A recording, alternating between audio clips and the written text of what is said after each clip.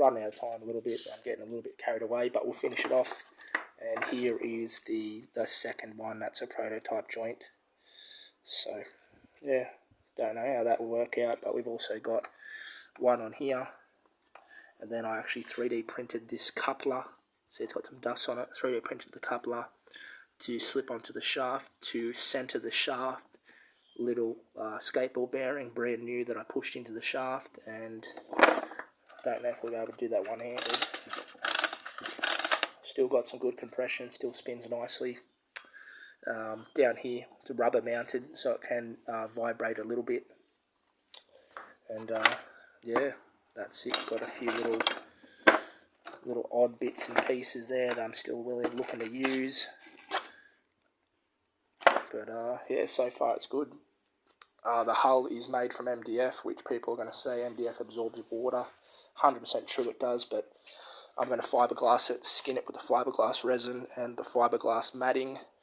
I've got some 1-inch fiberglass strips that are going to go inside the hull one day when I get around it.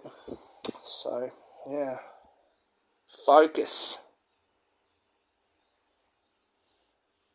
There we go. So, yeah, it's going to look good. Absolutely so thankful I still kept these filters that I printed, because when I did a massive cleanup of the home workshop, a lot of stuff just got thrown out. I just thought, you know what, like, I'm not saying that I'm not going to get around to it, but, you know, it's time to go. Got to clean it up. So, anyway, that's going to look so nice. Get rid of this stock one, put this nice one on. It's going to look beautiful.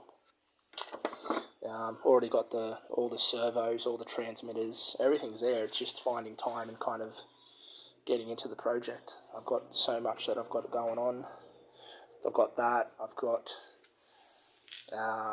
my welder that I want to set up, my TIG. Parts coming in and out. Purchases coming in and out.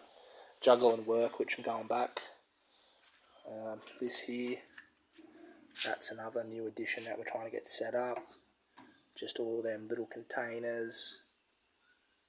New terminal connections that I purchased. Got a 3D printer on the way.